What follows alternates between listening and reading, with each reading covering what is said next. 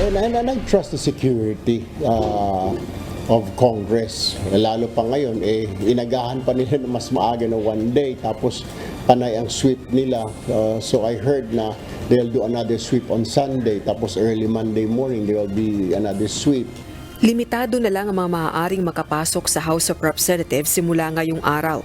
Naghigpit na ng entry point sa Batasang Pambansa bilang paghahanda sa ikatlong State of the Nation Address o SONA ni Pangulong Ferdinand Marcos Jr. May listahan ng mga may pahintulot na makapasok sa Kamara simula sa araw na ito hanggang Lunes, July 22. Si House Deputy Majority Leader, ACT-CIS Party List Representative Erwin Tulfo, tiwala sa ipinatutupad na security measures sa Batasang Pambansa Complex. Ito'y matapos ang kontrobersyal na designated survivor na pahayag ni Vice President Sara Duterte. Ayon sa mambabatas, kabilang sa pinaglaanan ng SONA budget ang maigting na seguridad. Hindi lang naman sa pagkain ginagesta yun eh. It's more in security, preparations, di ba? Nandiyan, makita naman natin, paglabas natin sa Congress, katakot-takot na ilang, yung mga pulis na yun, pinapakain kaya yun, pakainin natin din, di ba? Yung mga nagwawalis na mga traffic enforcers, binabayaran din. May overtime din sila kasi ginagabi sila. Nasa 20 milyong piso ang kabuuang halaga ng pondong inilaan para sa paghahanda sa SONA. Kabilang sa mga nakapaloob sa pondo ang gagastusin sa pagkain at inumin. Gayon din sa uniform ng mga nasa 2,000 secretariat employees na hindi lang gagamitin sa SONA kundi sa day-to-day duties.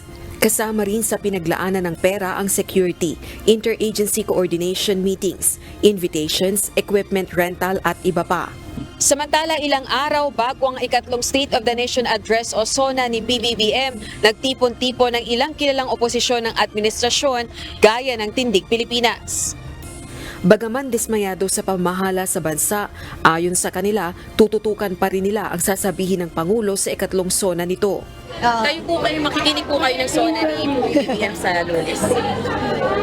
Siguro sisilip. Bakit po? Nakakasama ng loob ko minsan pagkaiba yung ano.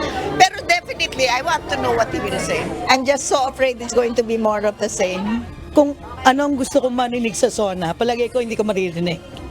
Kasi yung totoong estado ng bayan, kung ano talaga ang nagawa na hindi medyo masyadong ineepal, kung ano talaga ang mga problema, na sa palagay ko hindi sasabihin ng totoo. Para sa mga ito, kulang sa sipag at gawa ang kasalukuyang administrasyon. Rosa Licoz, UNTV News and Rescue. Diyos ang aming sandigan, serbisyo publiko ang aming pinahahalagahan.